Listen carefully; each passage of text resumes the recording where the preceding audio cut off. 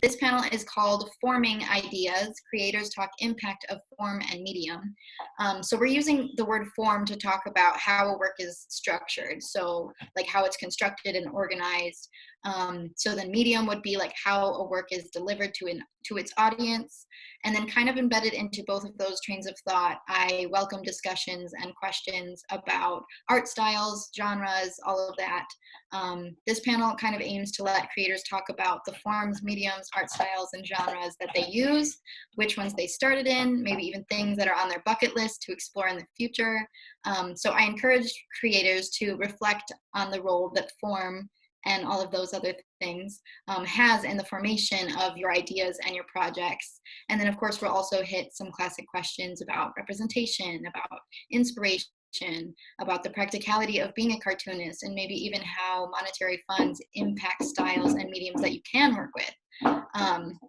So I'm excited to have you all here, especially the panelists, and I'm super grateful for their contributions in my own preparation for this panel and the questions that we'll be parsing through today.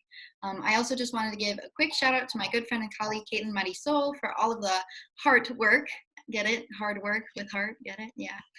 That she's put in to coordinating this panel and SoulCon at large. I cannot even put my day together, so putting all of this together as a grad student just blows my mind. So thank you. And that being said, let's do some introductions. So we have Zalrix Franco, who is a Columbus-based illustrator and comics artist. He is currently working with his passion project, Ghost Stories, and is featured as an artist in the 6th upcoming CCAD anthology, Spitball. Next, we have Kayla Carr. Kayla is a Columbus-based artist whose work is influenced by color, dreams, dogs, comics, love, sex, fantasy, psychedelia, animation, and her Filipino-American heritage. When Kayla's not drawing, she's either hanging out with her corgi or enjoying a sweet, sweet iced matcha latte, or honestly, probably both, she says. You can find her on the interwebs at toothdust or KaylaCarr.com. Kayla, if you want to drop those both into the chat, feel free to do so, because we've got some funky spelling on that toothedust there. And then next we have MariNaomi. MariNaomi uses she, her, and they, them pronouns, and they are the author and illustrator of 4 comics, memoirs, and a graphic novel trilogy, and they are also the creator and administrator of the Cartoonists of Color, Queer Cartoonists, and Disabled Cartoonists databases. That was like a lot of S's for my mouth to handle, I'm sorry. Lawrence Lindell uses he and they pronouns. Lawrence is a cartoonist, zinester, educator, and musician from California. They are the author of the graphic memoir From Truth with Truth, and started the big cartoonist collective, the Baileys. Their work focuses on mental health, queerness, Blackness, and healing. And last but not least, we have Zeke Peña. Zeke makes comics and illustrations to reclaim stories and remix history. And I love that, remix history. I love that like phrase there. His work is a mashup of music, political cartoon, and borderasquachismo. I'm not good at saying that word, I apologize. He was born in Las Cruces, New Mexico, and grew up in El Paso, Texas. While drawing doodles in the margins of his notebooks, he received a degree in art history from the University of Texas at Austin. Zeke has published with Remezcla, Vice.com, Latino USA, The Believer magazine, The Nib, Penguin Random House, Algonquin Books, Holt Macmillan, and the Cinco Puntos Press. He is currently digging into his family history and library archives to uncover stories for future books. So those are our introductions. Those are our lovely panelists. I'm going to start us off with some of the questions that the panelists and I have prepared, and then we're going to move into like the actual Q&A. But I'm going to be moderating that Q&A function throughout the panel, so that if a question is raised that goes along well with like the current discussion, we can add it more smoothly. So that being said, folks who are attending, please assist us in making this panel successful by utilizing that Q&A function to ask questions.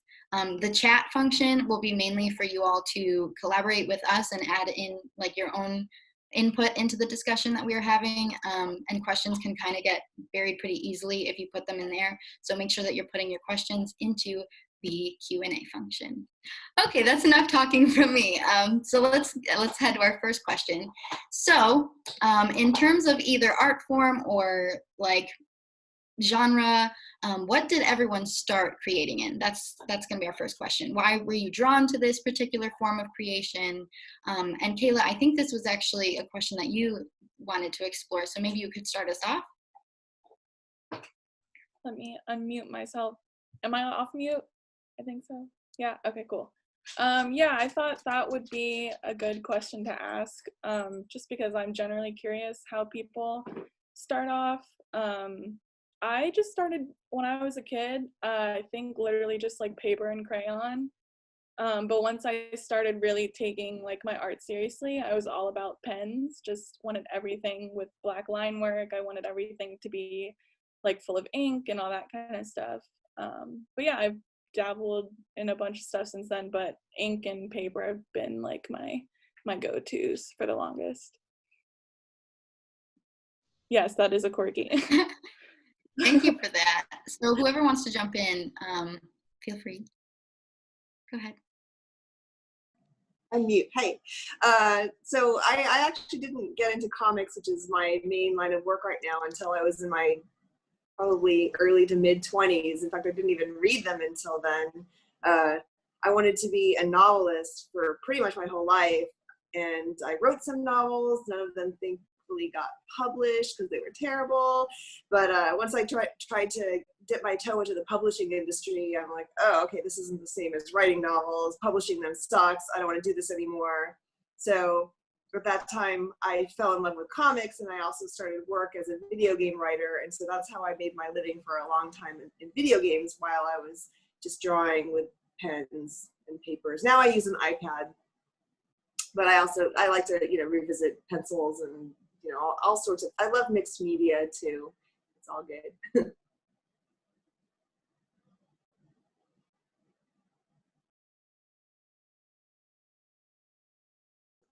I'll jump in there. Hello, everyone. Greetings. My name is Zeke. My pronouns are he and him. And yeah, I guess similarly, I used in elementary school, and just like a lot of us, crayons, pencil on, the blue lined paper. I think one of my favorites is still just, black ballpoint pen on paper is something that I still use.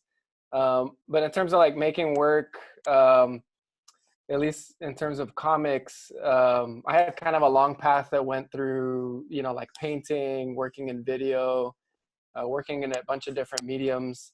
But when I was younger in high school, we used to pass around a little black book, and we would, write verse in it, like hip hop verse, and then we would draw little characters with it. And so I think for me, the ballpoint pen on paper is still really kind of connected to that vibe, right? Just kind of freestyling on the page. And so now I try to use the analog stuff like ballpoint pen and paper with the digital stuff. And that's kind of where I'm at now.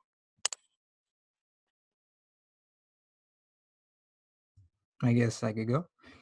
I'm always like, I don't want to. But yeah, same drawing in elementary, pencil, paper, pen. But I did a lot of painting as well. And in undergrad, I studied animation, so I thought I was going to be like a character designer. So I used like a Cintiq and Photoshop, but also like there was like an elitism thing where it's like you have to draw on pencil first, like traditional, and then go to digital. So I kind of did everything, but I'm comfortable most in mixed medium. I like painting a lot, and then taking digital on top of painting. So that's kind of my thing. Am I heard? Yeah. All right, cool. I first started out like everyone else, like notebook, pen, pencils, anything I could grab. I drew a lot of like stick figures as a kid, but I also wrote a lot of stories. And I think what pushed me towards the comic format or more like sequential art was in college, I wanted to find a way to combine drawing and writing stories, and I found that comics was like the most beneficial way for me to do that. So, yeah. Cool. So I really like that you said like about storytelling was kind of what guided like you to what like utensils you wanted to use. I don't know. I don't like create a lot, so sorry if that like doesn't make sense. But so then that kind of brings me to I was gonna touch on this like later. This was gonna be like the build-up question, but now I'm just gonna do it now. So like content, form, genre, I want to know like what do you all think is the relationship there? So like does genre or content determine form or medium, or does medium sometimes limit what you can do like with content or all of that? I don't know. I'm curious about like the relationship of like, do you have an idea and then you think like what's the best way that I can do this or like execute this idea, or is it like I want to work with this, and so what can I work what story can I convey within these tools? Yeah, MariNaomi, you want to go first? The brave soul. I'm very experimental with stuff. I get really bored really fast if I just use the same tools again and again. My first book, Kiss and Tell, was all just paper, and then I would pencil and then ink on top of it. And after doing like 300 pages of that, you just get tired of it. So my second book, which was actually a collection of mostly a lot of web comics and things that I put online or in anthologies. If you look through it, there's a lot of different styles because I was just playing around. I'm like, I didn't actually think it would eventually go in a book, so I didn't think there needed to be any kind of consistency. And actually this book I think it did pretty good, and there is no consistency. It's a bunch of short stories, but I got to just really mess around. I've done other memoirs, but then most recently I did these graphic novels. It's a trilogy, and I feel like 20 plus years of experience I had just all kind of led to these books where every chapter is told from a different protagonist's point of view and drawn in a different style dependent on their point of view in that moment. So if you've got a person who's feeling like a protagonist who's feeling good about themselves in one scene and not good about themselves in another scene, they're going to look different in each scene to how they. I mean, it's kind of weird, and it's definitely a weird book, and there's aliens in it. But I feel like the story really kind of needed that, and I was just so excited to tell things from different perspectives. Whereas the book that I'm doing right now, it's a time traveling graphic novel, and it's for mature audiences, and it's done in a very different style. It's using mixed media and a lot of just very kind of not photorealistic, but more realistic drawings, but I feel like the story really wanted that. So I kind of go with what the story wants. This particular story I'm working on is very, I wouldn't say it's a thriller, but pacing is really important versus some of my memoir comics. It was really important to kind of give background and tell the story. So I did some telling and not showing, but you have to do that sometimes to tell a proper story. So I feel like I go where the story wants me to go is the short answer. That's a beautiful phrase, what the story wants. I love that. I hope that we can carry that through the rest of today's panel. Who wants to answer next? Yeah, Kayla. Can you repeat the question again? Yes. Basically, I just want to know, like, for your work and your practice, what the relationship is between like what story you're telling and how you're going to tell it. Like, does it come, like, do you pick the form first or like the style first and then you pick the story? Or is it like, for MariNaomi, is it more like you do what the story wants? Yeah. Okay. I kind of want to go off what MariNaomi was saying and how I get bored with things very quickly. So kind of like picking form based off of what story you're trying to tell or what message you're trying to get across. For me, it's more, I'll pick a form or a medium based off of what I need to, it's like cathartic, like what's cathartic at that time. So if I'm, in one mood, sometimes I'll be more inclined to pick up a pen and draw on paper. But if I'm feeling really good and happy and in a totally different mood, I'll want to use maybe something with my hands and work traditionally. And I think that as I've gotten older and as I make more work, I'm learning that you don't have to stick to just one form. You don't have to stick to just one medium when telling a story, because as long as you have that thought behind what you're using, no matter the medium, I think you can always get your words across, because it's coming from you as a creator. But I definitely feel that getting bored with something and having to do something completely different, because that happens to me all the time. So yeah, I don't know if that like truly answers the question, but yeah, thank you for sharing that. That was awesome.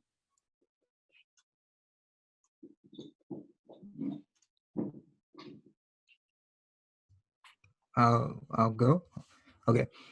Same thing, just echo what they both said. It's like the story opposed to the form. And like you're saying, depending on the story is the most important. So you can use any medium you want and it's gonna come through. Like exactly what you're saying. And I think a lot of students in particular think graphic novel means pen and ink and gray wash, and it's like, no, it's like you could do whatever you want, but if the story's good, like you could do it with anything, and you should be encouraged to do it with anything. Comics is the perfect medium and form for experimenting.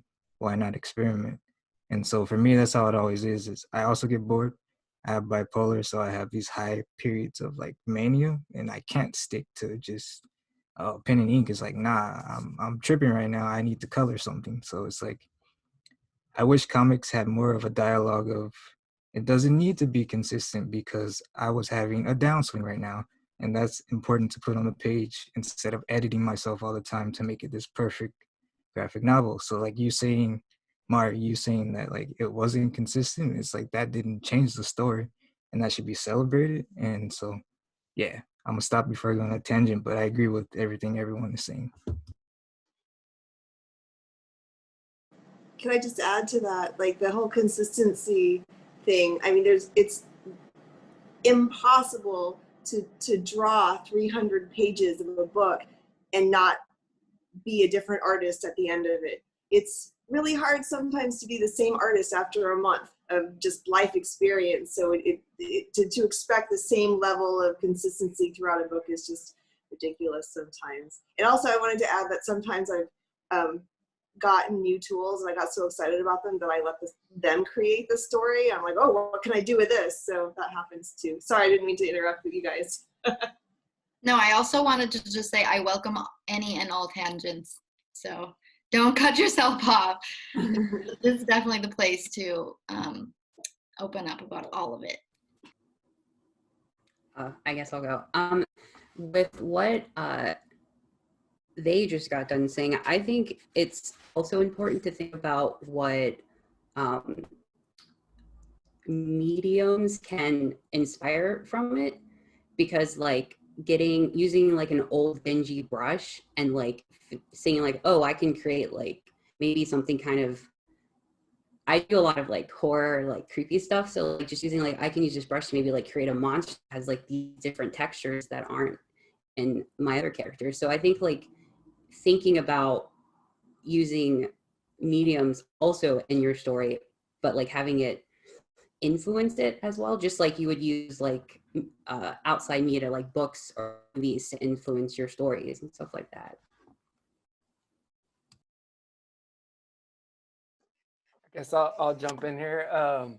Yeah, I echo all of that. I feel all of that in terms of, especially with the conformity, right? Like I like the non-conformity. I like letting the medium or whatever tool you're using at the time, let it influence the work. And I think that, I mean, not to get all like super political about it, but it's like, I feel like the art world and a lot of like media world it encourages us to try to maybe soften some of those edges that we all have, right? Those rough edges that we have to be able to be a product, right? So that like kind of product driven mentality. And I think that it's tough especially like when you're working on a certain technique, looking at, folks who have been working you know, their medium for a long time, seeing how they have this like really, really consistent line. And for me, that was really discouraging, like in my development, right? But I think my approach and my path was a little winding, because I was approaching it more as a painter. I was really, you know, using the brush, using different kind of tools. Not that comics haven't always been painted to some extent, but I think I was really concerned about the story, what we were talking about earlier, and in terms of content and form, or, you know, the shape of what you're doing. I was really concerned with storytelling, and at the time I was painting stories. I was painting narratives. I was using other mediums in terms of, you know, video and photography. But at the end of the day, I was trying to make comics, and I was using the tools that took me the longest to make them, right? I was making like oil paintings, but they were intended to be read as like a visual narrative, like a sequential narrative, right? And at the end of the day, it was just like inefficient. It was just me spending hours on an oil painting, and it was just a practical decision to say, you know what, this is taking a lot of time. I need to like go back over here to just like the pen and paper, because what I'm really concerned about is telling this story. And if I can do it in a more efficient way that is not only easier for me and take less time, and is also more legible to my reader and to my audience, then that just made sense for me. And so, yeah, I think that's kind of where I'm at with the content and form. But I sometimes, you know, like Lawrence was saying, I sometimes need the energy of like painting Wiley. I need the loose energy of watercolor. And then sometimes I need that really tight energy of like being able to zone in on like getting some inks perfect, you know, and it's just like whatever the vibe is or whatever I'm kind of feeling is usually how I'll decide what to pick up, what tool to pick up. Thank you for that. So I guess like my follow-up question for really all of you would be like, it seems that like you are very physically connected to the work that you are doing, like embodied, but also like hand on the utensil doing it. So I guess like my follow-up question would be, that's my dog sneezing, I'm so sorry. How has digital technology influenced or changed your practice and the way that you make work? Like, I think like in some capacities, like could apps like Procreate, I've heard people say that is beneficial because then like for people who are tight on money, they are saving, they like any mistakes, they can just like double tap and they go away. But like on the other side, maybe there's a feeling of disconnectedness because you don't have that same difference of feeling. So I guess, I don't know, I'm just curious about what digital technology has done to you as an artist and your work. I was so against doing even web comics when I started. I hate being at the computer. It feels like work.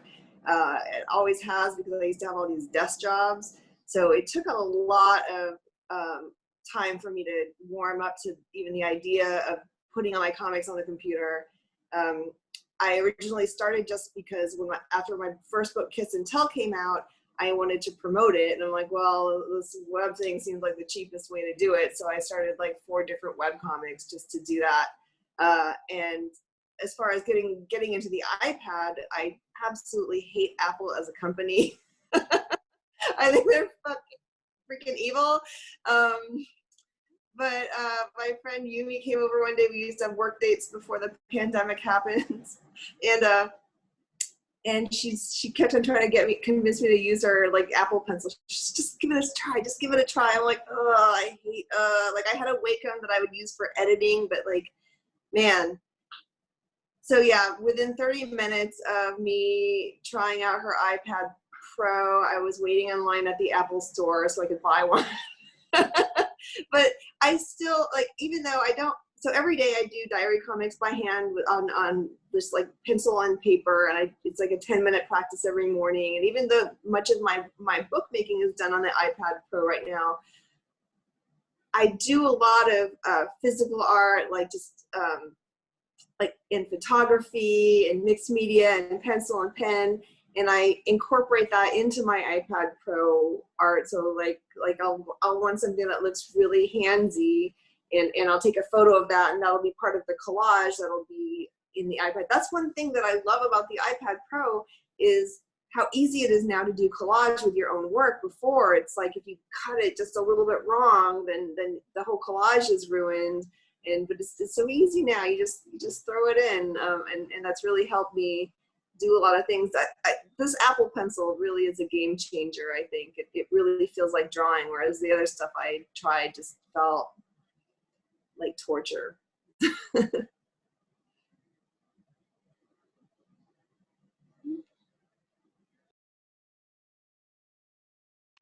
Thank you so much for that. I feel like that resonates with some of what I've heard, the reluctant, like giving in almost. Yeah, anyone else? I'll go. For me, I started drawing digitally when I was like, I think I got like a tablet for my 16th birthday or something like that. So I was in high school, and I had never like done anything digital other than like, I don't know if anyone kids pics, if that rings a bell for anybody. I use that a lot, but aside from like kids pics, I wasn't, on the computer making art whatsoever. And in high school, like my school didn't have a need for digital artwork. Like everything I had to turn in for class was, painting or drawing or like the basics. But so it was kind of, when I would draw digitally, it was more of like a downtime thing for me. Like it was just experimenting. Whereas now I work so much, so frequently digitally that it feels like I'm experimenting, going back to what I originally started out with. But I think like once I upgraded to an iPad in college, and it just became a thing of working smarter and not necessarily harder. Like it helped with time management for me in classes and getting things done. And it's the same now working freelance with clients. Like if I can do something digitally and just knock it out the way, it allows me to focus on my personal work and the stuff that I want to make just as myself. But I do definitely agree that the Apple Pencil is a total game changer. My dad wants one for Christmas. He was like telling me about it the other day. He wants to try drawing again. So I think it's cool because it is Apple, which is shitty and sucky.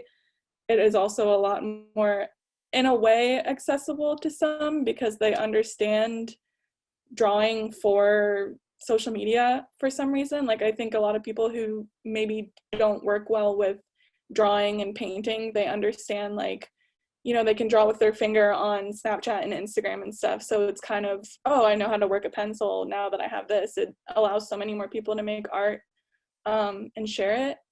But it has its downsides too. But I'm team iPad for right now. So. It's cool. Go next. So I also started using a tablet around high school, but my school decided to get iPads for all the students when I was like in my junior year. And it was before they decided to lock them all. So I was able to like download programs and I found that I really liked that. But for me, like using my finger as stylus, or even now, like I also have an iPad and an Apple Pencil, but there's still this lack of intimacy with my work.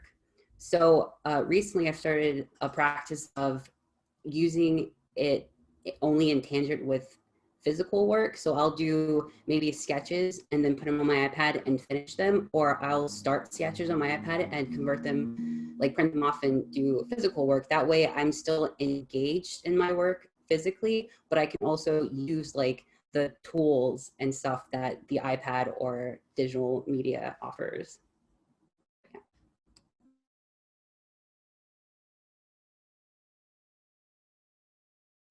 Should I go? Okay. Yeah, we also did digital art in high school, but we didn't have tablets, so we were doing like with the click, like the mouse. We had to paint with the mouse. But for me, I've never seen the difference of digital versus traditional. To me, it's all just, I want to make some art. What do I want to use today?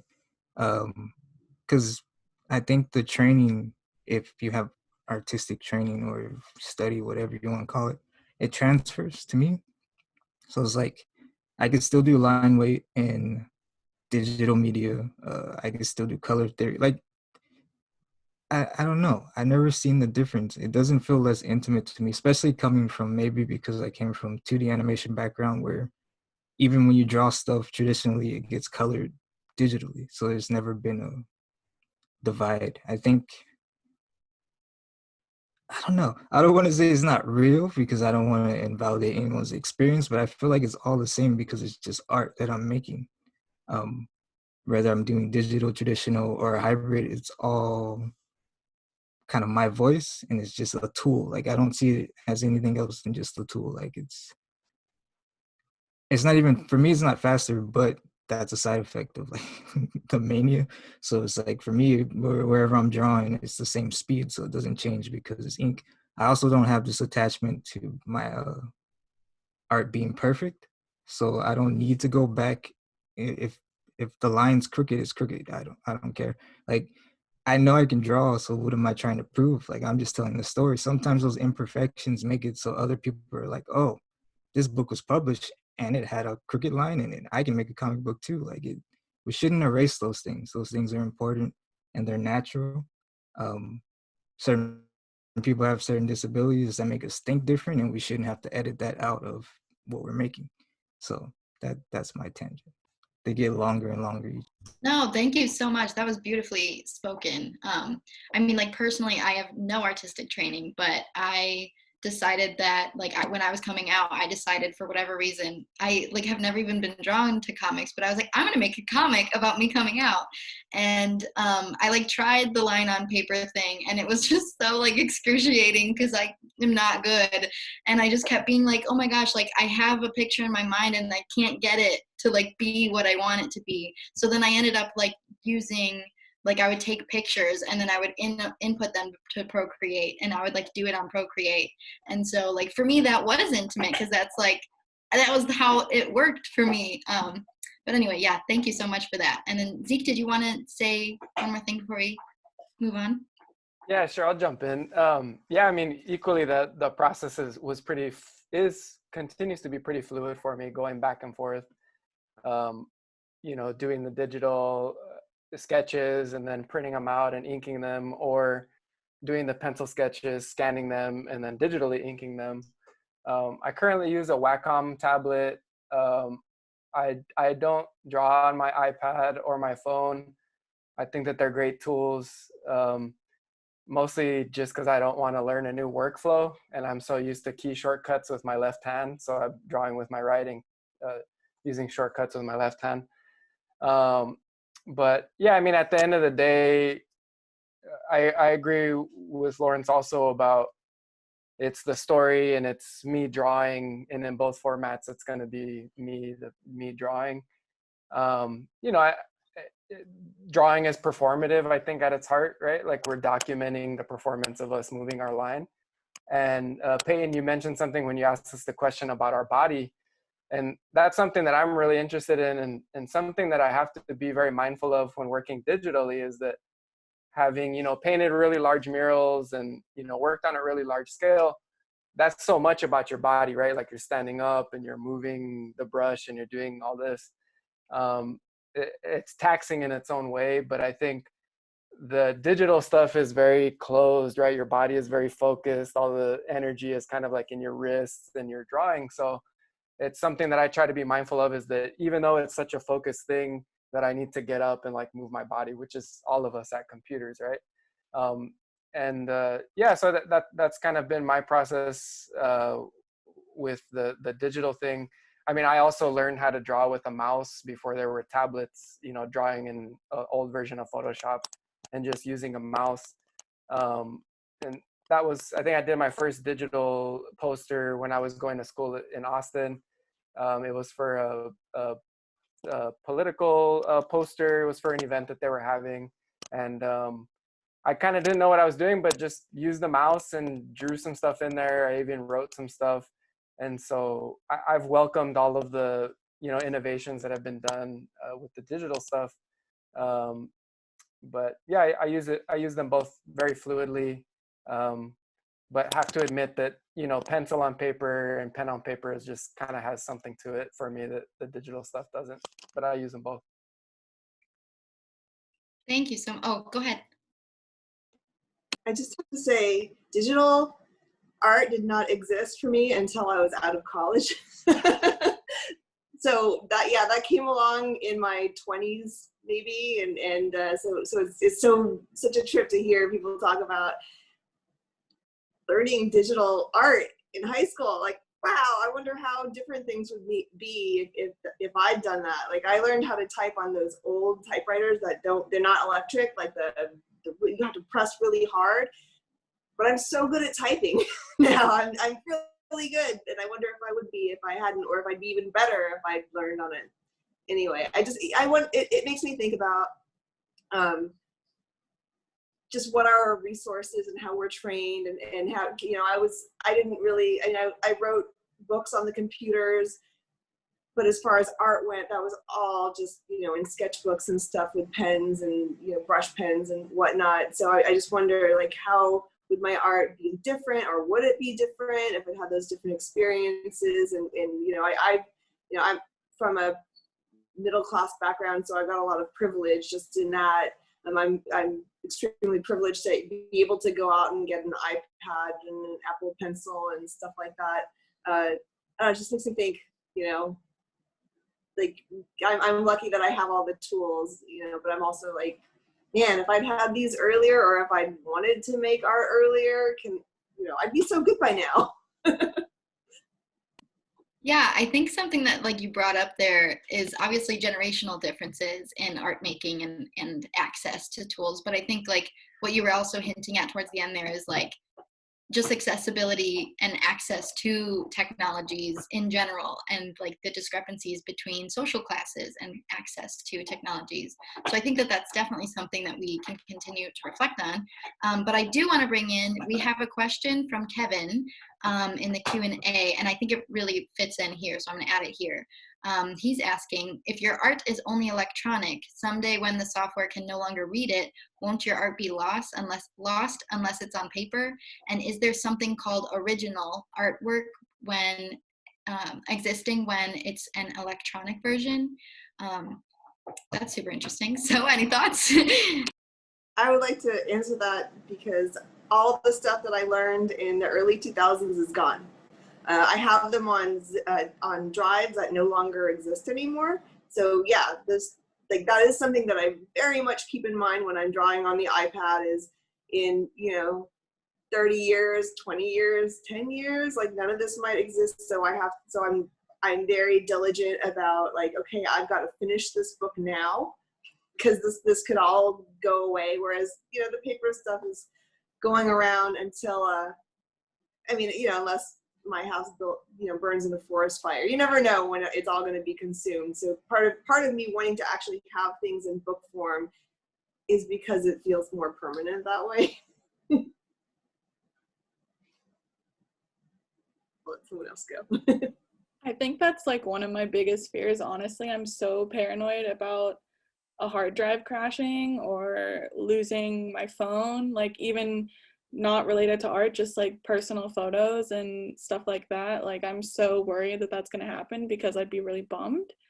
But at the same time, I guess I've just kind of gotten into the habit of it, that I don't really think about preserving it as long as it gets out when I want it. If it's something that I really want to make sure I have with me forever, I won't do it traditionally or digitally initially. Like, I'll sketch it, or I'll make it just totally traditional. But yeah, it's like, I think I'm gonna lose it, and, like, the software is not gonna read it one day, but then people tell me everything I put on the internet's gonna be there forever. So it's like, I have to kind of think about, like, if that's true, then I shouldn't work, you know. It's kind of, I go back and forth between that. But no, I'm definitely, that's something that someone might tell me, like, I told you so someday, and I'll just have to suck it up. So I don't know. Yes, I love that you brought up that, like, contradiction of, like, it won't exist and also will exist forever. if I could jump in there. So we're the other part, and I saw someone mentioned in the chat right now about museums accepting. I think they were saying that the Billy Ireland Cartoon Library Museum now accepts born digital work. But you know, early on and working digitally and working with museums and galleries and also collectors, right, for that matter, people interested in the work are, you know, more and more, you know, now as I've done more and more digital work, you know, and I mean, you could go into like this talk about, you know, the object, the art object, and like as it relates to the art market, and there's all these other ways to make it, you know, problematic in certain ways, archaeology, these certain things. But to not do that, really, when people were asking for work, they want the original, and it's like, I don't know what to tell you. Like, there's this pencil drawing over here, and there's a pen drawing over here, and then I did the digital colors over here. And do you want to buy my tablet? Like, you can buy my tablet, you know, like, so it's just kind of this weird, it's just kind of weird, you know, it's weird to ask those questions when, for me, making the work, as we all were talking about, is like, it's about the story, you know, like the intention is the story. The intention is the narrative that you're working on. And, you know, I don't really want to monetize that, right? I don't want to make that an object, or I don't want to make that a transactional thing, right? It's just like, it's the story.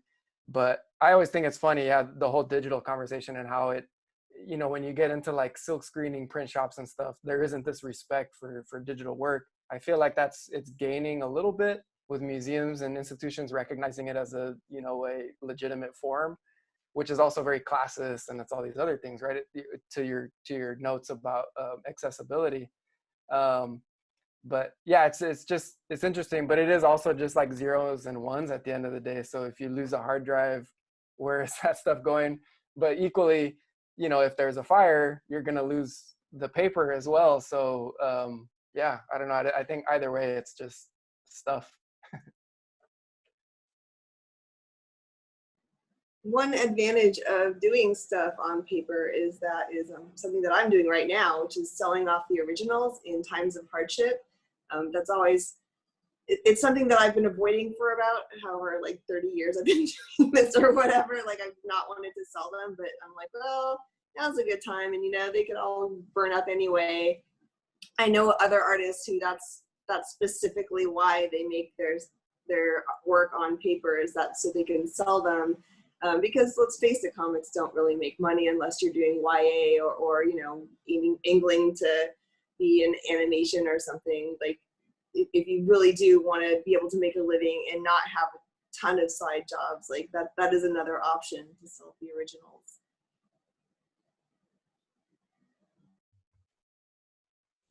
But I also feel like, so what Zeke was saying is like, I agree. It's well, what the last three panelists were saying is like the intention. So was it to get it out right now? It won't matter if you need to archive it, because that wasn't the intention. If it's meant to be archived, then if you do it digitally, print it out for yourself. I ink traditionally, but you can't tell the difference from when I do digital unless I'm coloring. But the line's so thin that it doesn't really matter. Original art, yeah, I agree. Like, that's a good way for a source of income, but you could also flip digital prints. Like, I can make 200 digital, you know, prints and $5 a pop and flip them. Like, so it's like, there's ways to make money, but it just depends on your intention and what you want to do with it. If everything crashes, like, I think the last thing I'm going to be worrying about is my art archived. I'm gonna be like, all right, who do I need to get with? Is this the apocalypse, or is, you know, like, that's what I'm gonna be thinking about. Like, where my family at? What I gotta do now? Do I got cans of beans? Am I ready for survival? Like, I don't care about, you know. But that's why I think it is like kind of like a classist thing of like, the original is worth so much more, and it's like, I don't know. Like, is it really though? It's a piece of paper with ink drawing. Like, the thing that makes it valuable is like us. Like, you're it. Like, not your paper. Like, you. I came to see like you, and like, I don't see the difference in doing multiple prints versus the single page. It's just like, damn, MariNaomi made this thing, and that's why I'm here. Like, not because I have your original thing. It's like, you shared something with the world, and that gets put into many forms, and that's what makes it valuable. Because yeah, like I don't know, it's a hard concept because I don't quite believe in it. I think it's another way to kind of like do this hierarchy thing of yeah, and I just think it's weird because it's just art to me. Like it's all art. Yeah. Definitely agree with what they were saying. I think of it as learning to accept that nothing lasts forever, and that you have to a sketchbook. When you get a new sketchbook, you can be scared of drawing in it, but is something that you're creating and you're enjoying to create. Maybe creating it to show someone else, or you may be creating it for yourself, but in the end, it's something that you're just like putting out there and you can show people. I feel like for me, it's about just getting it out of my head. And if I've got it out of my head and I had the chance to show it.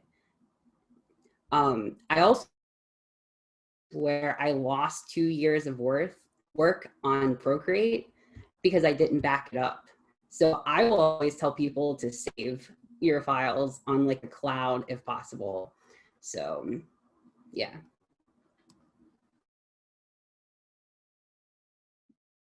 That's happened to me with like essays in grad school. I didn't save it on Microsoft Word. So I feel like I'm bringing that up because I think that it's not like, I think writers of many forms and genres and mediums and all of that are dealing with like similar issues. But what I wanted to kind of transition to now is something that MariNaomi and Lawrence have kind of hinted at. This was actually kind of so I asked the panelists if they had any like ideas for questions that they might want to explore. And MariNaomi said, how to be a cartoonist when comics make like no money, haha, cry emoji. And I just wanted to like actually put that phrasing. So I wanted to also connect that to her other question, how being a storyteller and activist and cartoonist, I would add there, affects the people that you love and how you balance your like public persona and personal life. So there's a lot there, but I think that like what Lawrence was saying was already connecting like obviously you need to make money to sustain your livelihood and the people that you love, including your own self. So I think all of those can be connected. So I'm just going to say them again because I know it was a lot. So how to be a cartoonist when comics make like no money, haha, cry emoji, and how being a storyteller and activist and cartoonist affects the people that you love and how you balance that public persona with your personal life.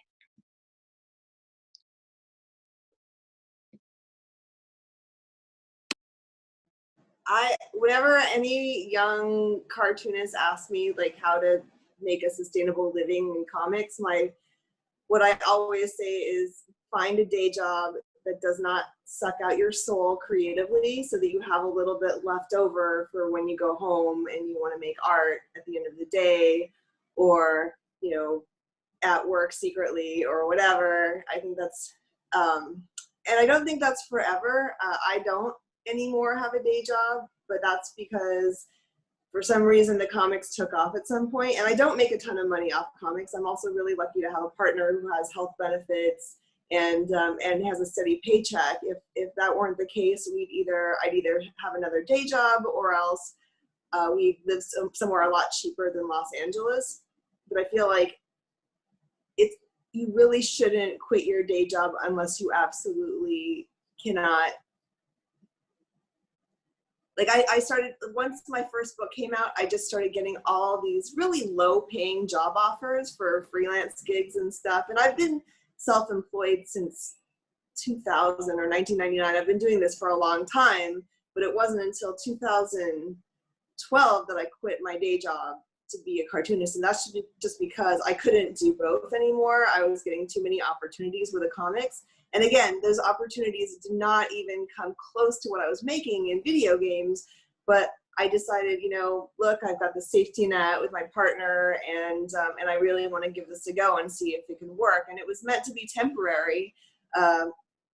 ironically, right after I made this decision, the industry I was in crashed. So I basically broke up with it first, and I can't go back. But I'm really glad that I made the decision to do that, because it feels like it was empowering versus trampling emotionally. But that's not my point. The point is, I did it when I just couldn't sustain both anymore. And I think a lot of people, and myself included, when I wanted to be a novelist, I had this grand idea of like, okay, I'm gonna write this great book, and then I'm gonna quit my job and just be a writer. And unfortunately, that's not really how the world works if you're not Stephen King or a handful of very few writers out there. Like, I mean, it may happen, or you could more likely win the lottery or something, but like it's just not. It's not a good plan ultimately. And I think where a lot of people go wrong is, including myself, where I'm like, okay, well, if I have to have a day job, then I'll get a really creative job, and I'll, that'll sustain me, and I'll still be spiritually fulfilled. But then, at the end of the day, you just don't have any more creativity to put into your own personal projects. I feel like a lot of people in animation suffer, like personal friends of mine go through that, where they're like, yay, I'm finally making money, I can support my family. But then they're like, I don't have time to do the things that I want to do. And that's, it's heartbreaking.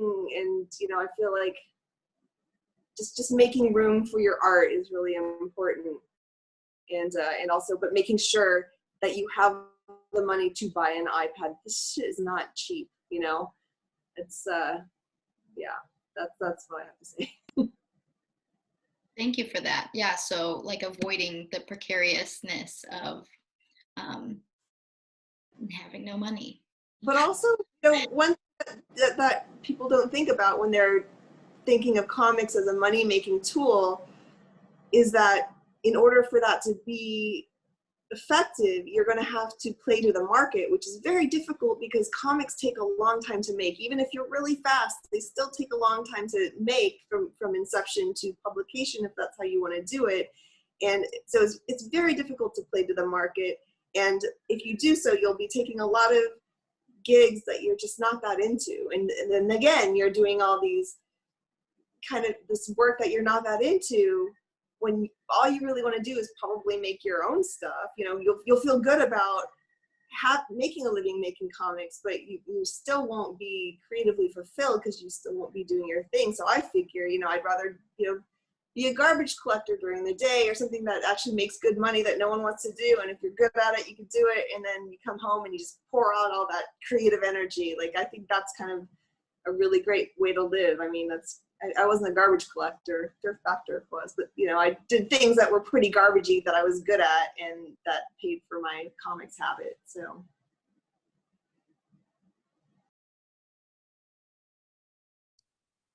I'll piggyback off of that. And yeah, I completely agree. I work a part-time job, but I consider myself to be full-time freelance. So like that mentality helps me make sure that I'm always putting my art first, and that, if I have something like this going on, that I'm taking that day off and letting myself kind of switch how my brain works and who I'm talking to, or like who's gonna hear what I have to say that day. But like I work part-time at BarkBox, so I'm working around dogs all the time and talking to people who have dogs, and just that fuels my artwork in its own. And I think, at least for the type of artists that I follow and that I gravitate towards, so many people also include parts of their personal life in their artwork, like autobiocomics, or even like vloggers that I watch on YouTube. Like I'll watch people's art vlogs, and I love seeing like what their studio day is like, or how they work, or what their process is like. And I also want to know what they ate for lunch, and like what their partner in the background's doing and stuff like that. Like, it's how Lawrence was saying, people want you, they're coming for you, they're coming for the art. I think that that's a good mentality to have when making comics, because I always want to know about who's making the comics after I've read the comic itself. But that can also be really hard to like bring your personal life into your work all the time, because we have relationships, we have family members, we have loved ones, we have sort of like I don't know if you guys like know the meme where it's like your Instagram personality, your Twitter personality, like your LinkedIn personality, your Facebook, like you're a bunch of different people all the time anyway. And I think the more that you can be honest and open about how those people all correlate, I think is what is going to attract people to your work at the end of the day. But it's also, yeah, it's just a struggle because, you know, I have to ask my boyfriend, like, hey, are you okay if I like draw our argument and like post it online for people to read? Or like, you know, it kind of, you have to be mindful of who you're including in your work because it can, you know, it can suck to be included in something that you don't want to be in. But you can also get caught up in the whole thing of I've got to be honest and make work, and it's a back and forth. But I think as long as you have like your best interests at the end of the day, you'll be able to come out on top of that. Just a short interjection. My rule with autobio comics is to tell my own secrets and not other people's. And when they intersect, if I still want them on my life, I'll ask their permission, or not permission, but I'll tell them about it beforehand just so they don't get surprised. Yeah, absolutely. I like my senior thesis, I interviewed like my best friends and drew comics about them and stuff like that. But I turned it into this whole experience of like, hey, I'm going to make work about you guys. Like, I just want to show everyone how awesome my friend group is. Like, I think a lot of times people pick like juicy things to be in autobio comics, but sometimes it can just be like, you know, fun things that people all agree on and are happy to put out into the world. So that's, yeah, I think that's a really good attitude to have towards stuff like that.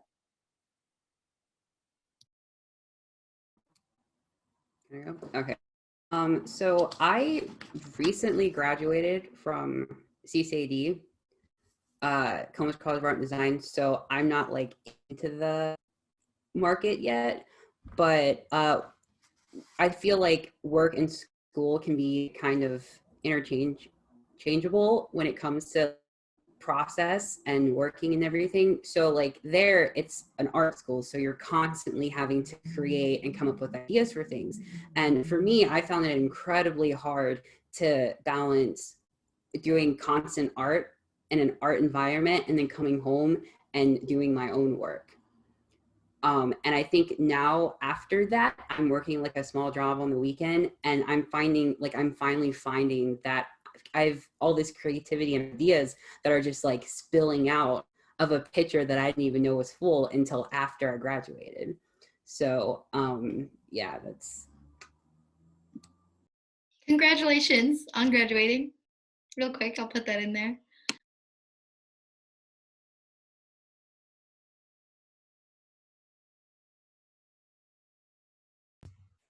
I can go. I always feel awkward, like, somebody else might want to talk. Yeah, what everyone was saying, I think you just have to figure out what works for you. There's like no model to follow because we all have these like nuances in our life. So, like I could look to those who came before, especially like Naomi, you've kind of laid out a way to do things, but I have to take it with like, okay, this is the way they did it. Here's what could work for me, what they did, but here's what won't work because my life's not like that. And if people think like that, you'll have success or whatever that means to you. But if you could see yourself first and move from there, then you'll be all right. Like, all right, I can't work this day job because I have this, but I can do this job. How does that factor in the comics? Am I going to make money off my comics, or is it the intent to just make comics? And who says that being a professional cartoonist only means you make comics? I can do lectures. I can do tours. I can teach, which I do teach. Like, there's so many avenues, like, you know, just hustle. Like, that's where I come from, where it's like, most people know you have to have more than one job anyways, even folks that work quote unquote regular jobs. It's just, I'm in California, it's not sustainable to have one good paying job. It's just, it doesn't work like that. So I don't know why comics always feels like, or art in general, like that myth of like, I'm living off my art. It's like, well, let's really dissect what that means. You're living off your art. What does that mean? Are you writing scripts for people? Are you doing storyboard? Like, break it down so you know there's avenues and there's no shame in doing what you got to do to survive. Like, we got to eat. If you got to eat, you got to eat. I'm fortunate enough to where things are picking up for me, but that wasn't always the case. And I think that's with everything. And people think it's just like, you see someone has a book and they're like, oh, they're famous. And it's like, fame don't pay nothing. Like, what are you talking about? Like, that's who cares? Like, let's break it down economically for folks who are like, all right, I need to sustain myself. I don't have no money. I have a Sharpie and some paper. Let me flip some zines. All right, if the zine is 3 pages and I sell it for $5, how much, like, start thinking like that if you want to make some money, if that's your goal. But I think we don't talk about that enough in comics. And the ones that do talk about it tend to be those have been here already. And so it's like, there's like a disconnect. So if we could bridge everyone's kind of collective knowledge, we could sustain ourselves in a very like realistic way and still do incredible art, I think. But I don't know it to be true, but that's what I feel like. That's what I think.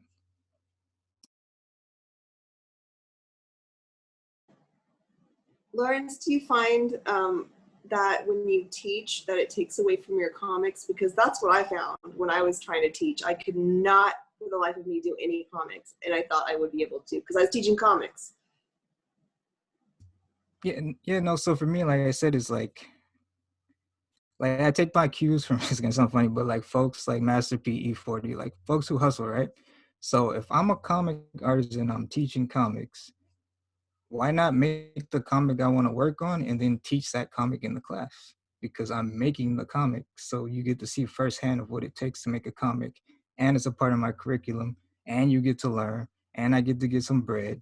And, like you can make things all work together. But I feel like people think, oh, you're a teacher now? You can't do that. It's like, what better way to learn than from someone that's doing it in real time in the classroom? And it's going to be something later. Like, I don't know. I think cartoon is like everyone knows what to do, but we're kind of shamed into not like we're shamed into thinking like, well, this is the model of what we're supposed to do. So I think I need to fit that model. It's like, no, you were doing fine before, and they tried to take that away from you because they knew they could get some money from you. It's like you got this. Like you've been doing this for years. Like I get passionate because cartoonists, zinesters, like this is nothing new. Like this is what people have been doing for years.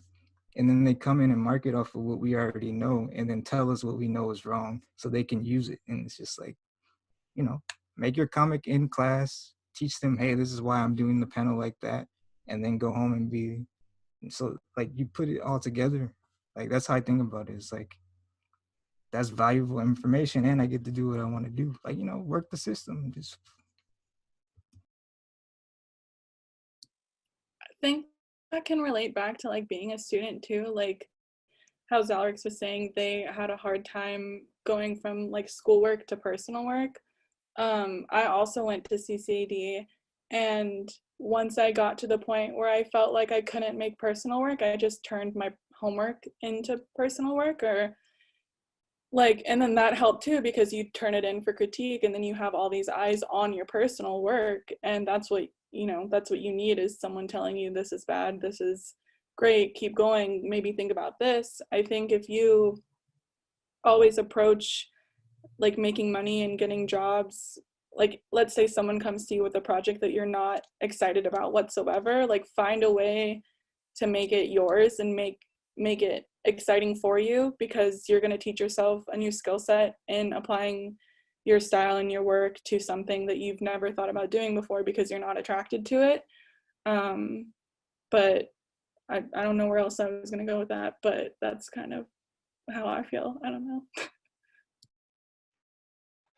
I'll jump in there. Yeah, I mean, I appreciate everything that everyone's saying. I mean, I've had similar struggles in terms of trying to figure out the personal, quote unquote professional, or the balance between making work and also paying rent. But yeah, on that same tip that Lawrence was saying about, hustling, like everybody's hustle is going to look different, right? Someone's always going to have some sort of side gig to, bring in cash, whether that's, something completely different, like, picking up the trash, or, something else. But I mean, I guess the goals that I've tried to kind of set for myself is that if I could get if I can try to get my side hustle to be as close as possible to the thing that I also want to be doing, which is similar to making the personal comic for the school project, right? Like that's that same hustle, right? Like you're two birds, one stone, right? Like you're going to take this thing over here and make it work for this project in school. So that's kind of the goal that I've tried to set. And most of those things, I mean, for a while I was doing, just strictly graphic design. So it was like very much marketing, branding, logo design, all those things. And, I did it, it helped pay rent, but I was also just had this, at the time, art was kind of like my side hustle. Painting was my side hustle. And that's what I was trying to do. But I think at this point, I'm just trying to understand my practice to be more like a trade, right? Like they talk about trades, like teaching young people trades in school. So learning to be an electrician or learning to be this other trade over here, woodworking, those sorts of things. I try to approach it kind of with that mentality so that it doesn't quite put it on this pedestal, right? And it's this skill set that I have that I can use to make both personal work, but also make work that I need to do to pay rent, right? Like I've, done illustration projects that aren't necessarily things I'm going to be putting on my website, but I'm doing those things because I need to pay rent. And that's just kind of the compromise that I've had to make in my own practice. Like, making a comic about, Steph Curry and like doing basketball. Like I love basketball and sports and stuff, but that may not be necessarily what I'm interested in doing in my personal work for my personal story. So those things are separate in their way, but I've been fortunate enough to be able to try to bring those things as close as possible. And I'm grateful for that right now at that point, to be where there's a good balance there. And then the other thing with keeping a balance is like the community work, right? There's a lot of need in the community.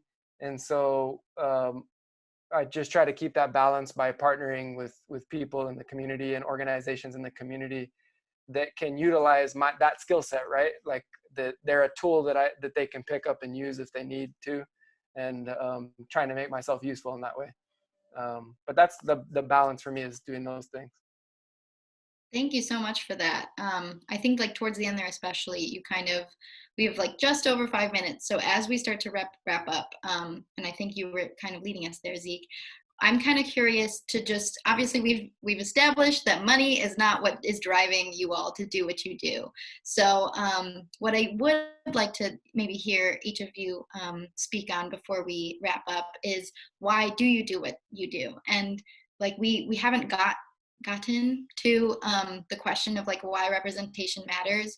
You are welcome to put that like into your answer if it's part of it. But I also think that there's like kind of, when you have a panel full of creators of color, there's like a pressure to talk about representation, and the last panel did a great job. So I'm just trying to say that like you are welcome to talk if representation is part of why you do what you do. If it is more about you as a human, that's welcome too. But yeah, so why do you do what you do if not for the money? Just kidding.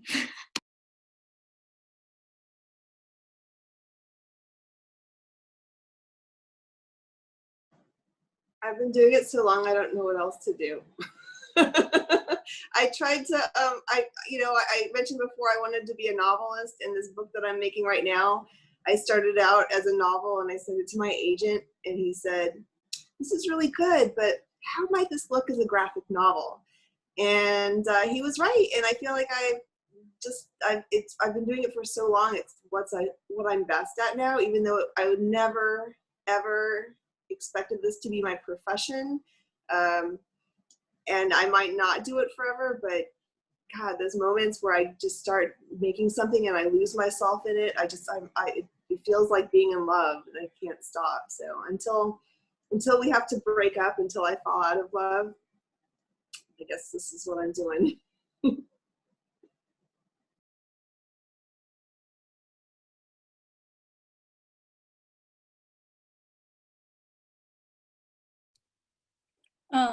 I guess for me, I do what I do because same, like I'm in love with it and I hope we never break up. But also, I mean, yeah, talking about representation, I don't know, I think I just always drew myself because I didn't see it anywhere else, or like not exactly how I wanted to see it.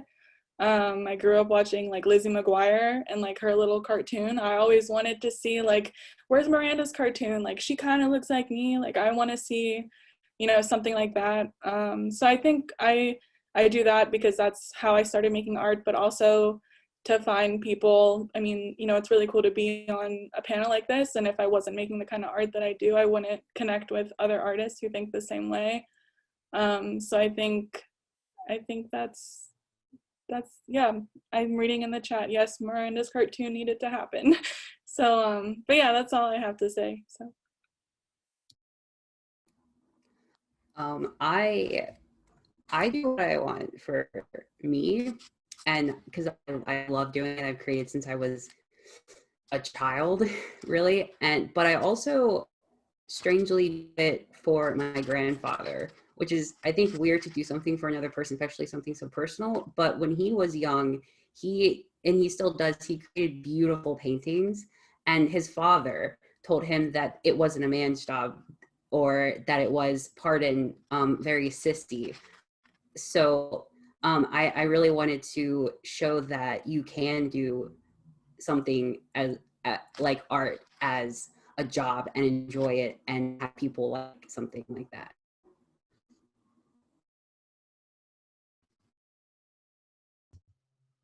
I can go.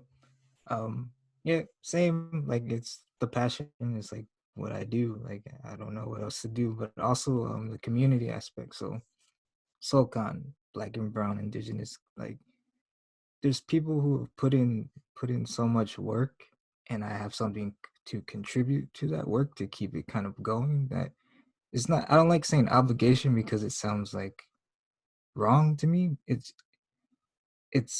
something that connects and makes sense. Like you've started this work, I'm gonna continue this work. Someone next to me is gonna keep continuing this work and make space for folks who really need the space. I make mental health comics for Black people. That's important. Like that needs to happen, and this space provides access to that. Not to keep shouting you out, but MariNaomi created a whole database, 3 different ones, where people can never say again, I don't know where to find creators of color, disabled creators. Like they put the work, so now you don't have no excuse. And it's just like, that's why I do it, because I see people making change that I want to make. And so if they can do it, I can do it, then we do it together and we just continue. Like that's why. Yeah, same, equally, for grandparents, for parents, for family. Yeah, I mean, my dad always wanted me to be an architect, so he knew that I could draw, but he knew he, in his head, wasn't thinking that I could make a living off of it. I went to school to study architecture for a semester in Lubbock, and it was a terrible town to live in, so I left. But yeah, having that, I guess, sense that it's not something valid, right? That our story isn't valid, and just kind of speaking to that, and making story and contributing to this communal part, right? Like we're all in community here, telling story, and that's a tradition that has happened since the beginning of time, right? Since the beginning of our species, and I just want to participate in that. And also, not to glorify it too much, but it's just that's what I'm good at, right? Like I'm good at taking story and turning it into image, and it's a way that I can be useful to my community. There's other things, there's other skills that I have that I can contribute to that community, but this is the one thing that I'm really good at. So it's hopefully the thing that I can continue to do. Thank you all so much. Those were all such beautiful little answers. Wow. I'm like feeling all good now. That was a beautiful way to wrap up the Expo Day of SoulCon 2020. I thank you all so much for being here, for sharing your opinions on art making, and your processes in art making, and why you do what you do. I don't know if Caitlin, did you want to say anything to wrap up? I'm referring to Caitlin because she's like a wonderful being that I rely on in most of my life. Oh, and also real quick, check out the Caitlin McGurk put in those databases in the chat. So make sure you check those out. Yeah, I was gonna say, Profe, do you want to also turn your camera on since we are officially at the finish line? Hopefully I can grab him. But just big thank yous. As your central coordinator for SoulCon this year, it means a lot to me that you read my emails so that we could get you all here in one place. And I want to acknowledge again that like you were doing this labor during a pandemic and during an uprising, and then like that's significant and it's super appreciated. Oh, Profe can't turn on his camera. Maybe Caitlin, can you switch that on for him? I just really wanted to say how much we just value and cherish you all for doing this and joining us in Zoom space. There's Profe. I think this has been a really meaningful and just like fantastic virtual thing that, as I said yesterday, had to be replanned since its initial version in January. I am freaking exhausted. I'm gonna eat some carbs for the rest of the night and just like cry really happy tears. But I also just want to say how much like, I think Profe can also speak to this. We had a dream lineup of people, and like this is our dream lineup across our academic panels and like creator panels. And so it's nice to have my camera off so I can quietly freak out about how much I love all of you all in the corner. But Profe, your feelings as we are at the finish line for stuff. Amazing. You know, these 2 days, and then tomorrow we have just like pretty much almost all day pre-recorded stuff, which is great because you guys can just drop in, take a look at stuff. And of course, all of these sessions we've recorded and we'll edit and put up later on. But I just, you know, what's remarkable to me about these 3 days, SoulCon, and all of the incredible talent and knowledge that has been brought to this space is that we're not just a kind of add-on, we're not an afterthought, we're not the one panel doing this. You know, it's 3 full days of total immersion, no excuses, no pulling us out for the brochures and then putting us back in closets. You know, it's all about what you guys are doing and the knowledge we're making. And also just to shout from rooftops that we are not honestly waiting around. You know, this stuff is happening. You guys are making it happen. And you know what, that time, you know, maybe when I was younger in the 90s, when we were kind of like, you know, pushing back against folk and stuff, you know, we're not even doing that anymore because there's no point. We're making it happen. We're making the knowledge happen. We're making the creative cultural phenomena that's transformative happen. And with that, thank you all.